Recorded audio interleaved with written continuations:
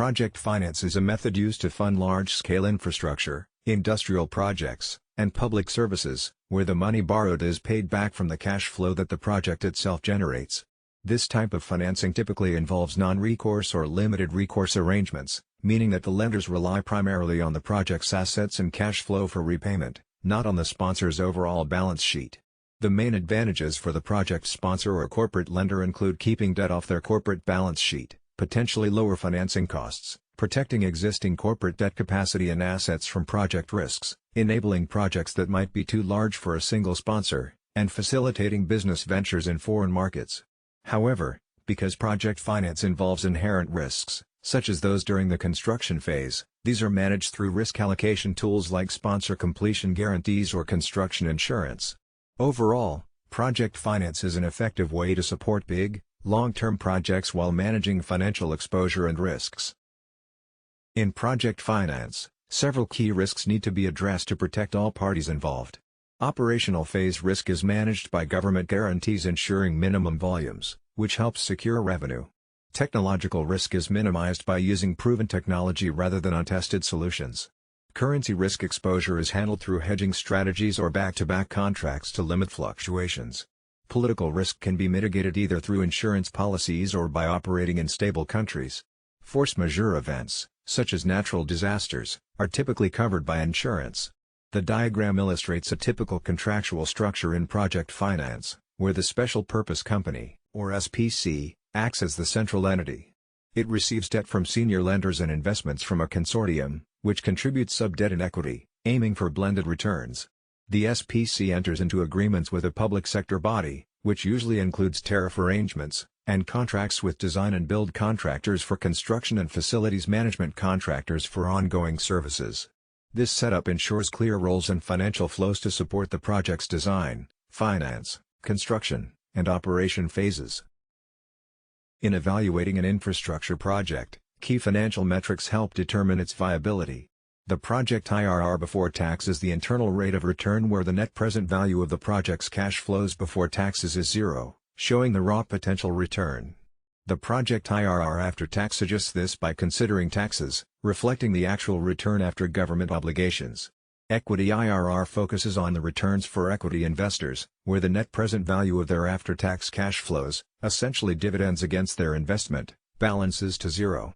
Similarly, the equity and sub-debt IRR looks at both equity and subordinated debt or shareholder loans, giving a broader perspective of returns to those financing the project with more risk exposure.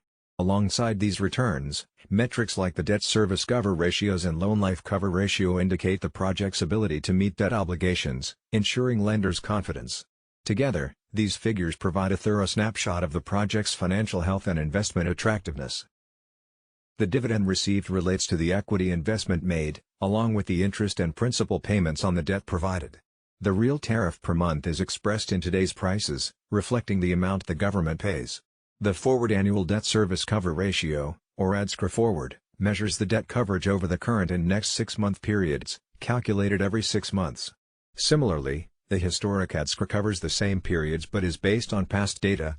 The loan life cover ratio, or LLCR, compares the net present value of cash available for debt service during the loan term to the outstanding debt, calculated at 6-month intervals and shown as both minimum and average values, which are then compared to target minimums.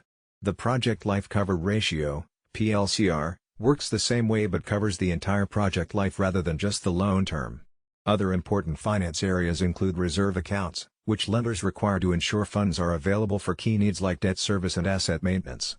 These are set up as cash accounts and can also cover contingencies like changes in law, with transfers and releases made to meet lender requirements. The difference between the opening and closing cash balances is adjusted through the cash account as needed. When it comes to dividends, these are payments made to equity investors in project finance. Before any dividends can be paid out, there are restrictions based on the special purpose company's agreements, including dividend lockups tied to lender and facility agreements. Typically, certain financial ratios like ADSCR and LLCR must be maintained every 6 months, along with meeting maintenance reserve requirements.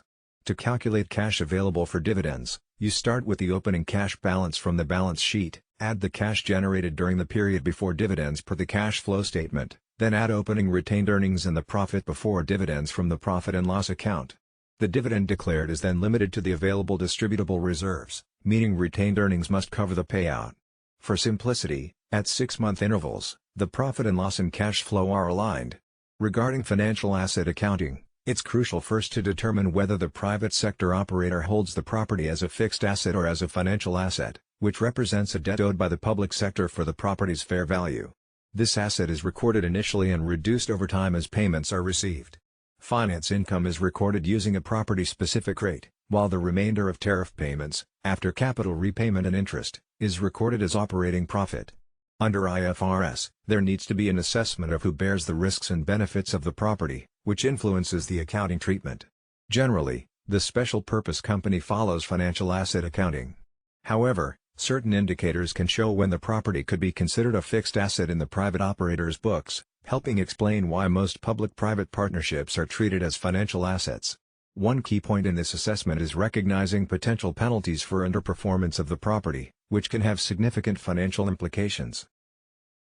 There are several key factors that determine whether a financial asset should be recognized in project finance arrangements, such as the likelihood of material costs occurring, who bears those costs, and the risks related to obsolescence or changes in technology. Typically, in UK design-build finance operate projects, the private sector operator often bears significant residual risks, and the contract term is usually shorter than the economic life of the asset, making financial asset accounting the appropriate approach. At Financial Close, we confirm the need to account for a financial asset. If FRIC 12 under IFRS requires assessing who holds the benefits and risks of the property, if it's the operator, then they must record the asset on their balance sheet at cost and depreciate it over its useful life. Revenue is recognized by applying a markup to operating costs, as these costs drive the profit and loss account. Interest on finance or contract debtor balances is also recognized as revenue, following the logic previously explained. To conclude, project finance is an effective way to fund large, capital-heavy projects by using the project's own cash flow and assets as security, which reduces sponsor risk and limits the impact on their balance sheets. This method attracts varied investors through clear, structured agreements, promoting transparency and financial discipline. Its benefits, including risk-sharing, off-balance sheet financing, and access to significant capital, make project finance essential for infrastructure development and long-term strategic investments.